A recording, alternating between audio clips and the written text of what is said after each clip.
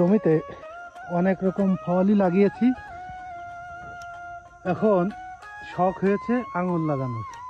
এবারে আঙুরের প্রজেক্ট হাতে নিয়েছি। এই যে আঙুরের চারা, 10টা চারা নিয়ে এনে রেখেছি। এই চারাগুলো রোপণ করব। তার আগে একটু মাটি প্রস্তুতের কাজ আছে, যেটা আমি এখন করছি। এই হচ্ছে গোবরের সার।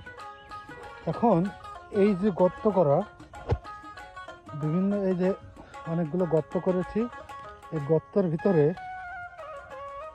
এই গোবরের সার দিয়েছি।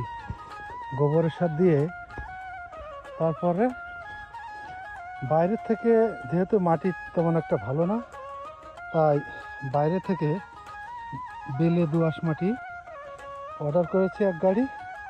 আনার পরে এই গোবরের উপরে ওই মাটি দিব। এই যে এইভাবে দিয়ে দিচ্ছি।